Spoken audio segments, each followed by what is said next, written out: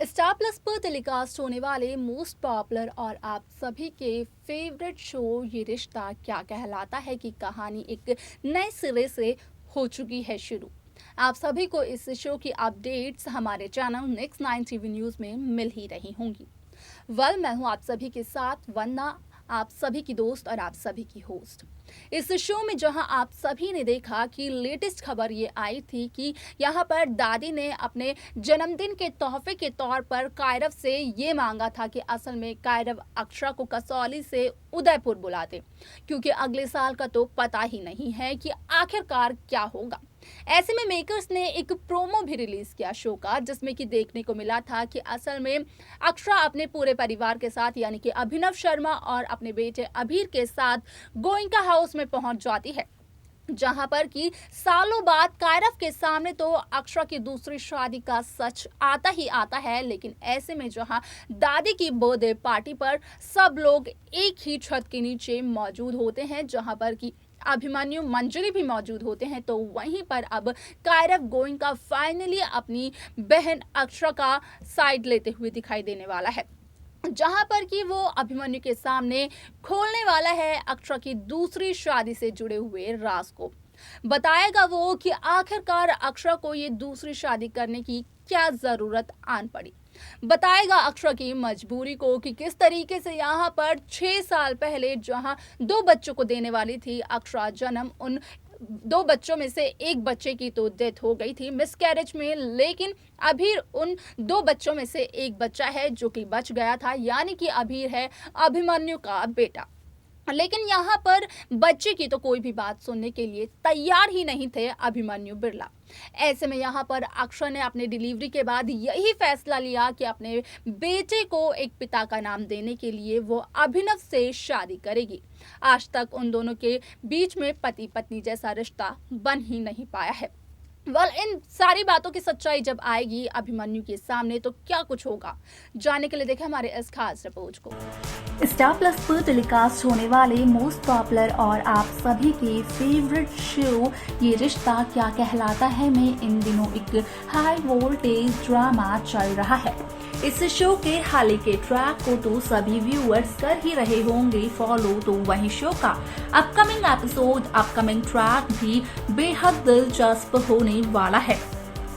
Show ये रिश्ता क्या कहलाता है कि प्रोमो में आपने देखा होगा कि किस तरीके से मेकर्स ने जिस प्रोमो को यहाँ पर रिलीज किया, उस प्रोमो में दिखाया गया कि असल में अक्षरा अपने पति अभिनव शर्मा और बेटे अभीर के साथ पहुंच जाती है उदयपुर शहर में, खास तौर पर दादी की बर्थडे पार्टी में।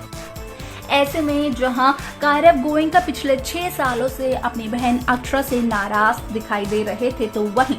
अक्षरा जब आती है कायरव के सामने तो कायरव की नाराजगी भी गायब हो जाती है, क्योंकि यहाँ पर असल में कायरव को तब पता चलता है कि किन किन मुसीबतों का, परेशानियों का सामना किया अक्षरा ने, वो भी अकेले। क्योंकि मनीष भले ही अक्षरा के साथ थे, लेकिन कायरव ने तो अक्षरा से मुंह मोड़ लिया था। यहाँ पर कायरव को लग रहा था कि अक्षरा काफी ज्यादा स्ट्रांग है, ऐसा अक्षरा को लगता है। इसी के साथ साथ अक्षरा ने ये बताया कायरव गोइंका को कि असल में यहाँ पर अक्षरा दूसरी शादी करना नहीं चाहती थी, और जब अक्षरा पठानकोट में पहुंची तो पता चला अक्षरा को कि उसके मिसकैरेज में सिर्फ एक ही बच्चे की जान गई है। एक बच्चा तो अभी भी उसकी कोख में सांसें ले रहा है। असल में वो बच्चा और कोई नहीं बल्कि अभीर ही है। और जहां तक बात रही अक्षरा की दूसरी शादी की, तो यहाँ पर अक्षरा ने बताया कायरव को कि असल में अक्षरा ने दूसरी शादी सिर्फ और सिर्फ अपने बेटे अभीर को एक पिता का नाम देने के लिए की, क्योंकि यहाँ पर अक्षरा ने और अभिनव ने दोनों ने ही अभिमन्यु को सच्चाई बताने की कोशिश की, लेकिन उस दौरान अभिमन्यु का गुस्सा इतना ज्यादा हाई हो रखा था कि यहाँ पर अभिमन्यु ने अक्षरा या फिर अभिनव दोनों में से किसी की भी बात सुनना जरूरी नहीं समझा।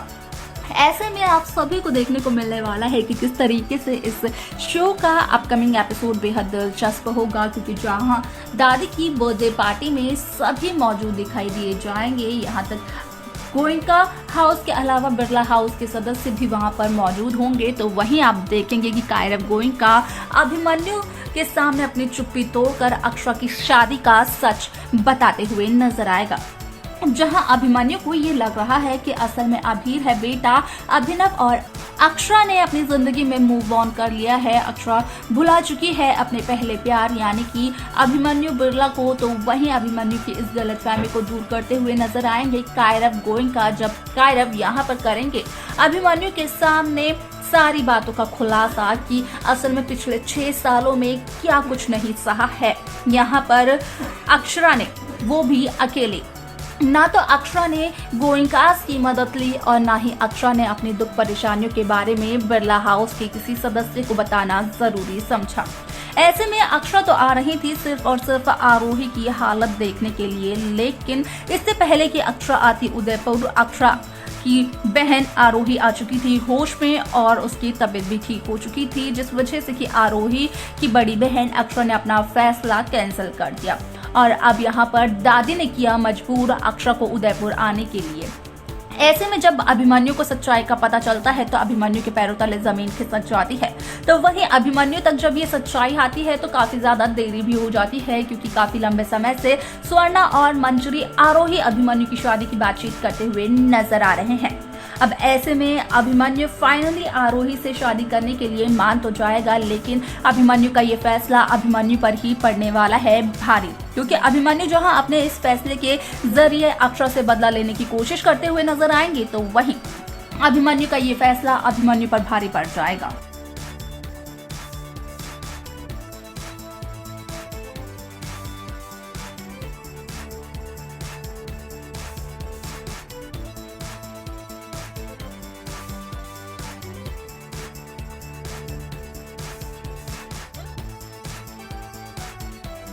तो देखा आपने कि किस तरीके से शो ये रिश्ता क्या कहलाता है में अब फाइनली अक्षरा का सारा सच अभिमन्यु के सामने आ चुका है। लेकिन जब तक आई ये सच्चाई अभिमन्यु के सामने तब तक हो चुकी थी काफी ज्यादा देरी, क्योंकि यहाँ पर काफी लंबे समय से ये भी देखने को मिल रहा है कि किस तरीके से स्वर्णा और मंजरी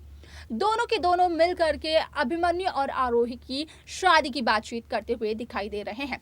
तो वहीं आरोही के मन में एक आस फिर से जाग गई है कि अभिमन्यु शायद से आरोही के पति बन जाए, आरोही की बेटी रूही को एक पिता का नाम ऑफिशियली मिल जाए। हालांकि बचपन से रूही अभिमन्यु को पॉपी कहकर पुकारती तो जरूर है, लेकिन यहाँ पर इन दोनों की शादी की बातचीत की वजह से इस सच को कहीं ना कहीं अभिमन्यु बिरला चाहकर भी अपनाते हुए नजर नहीं आने वाले हैं।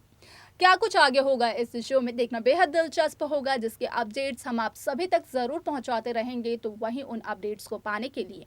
आप सब्सक्राइब करना ना भूलें नेक्स्ट 9 टीवी न्यूज़ को।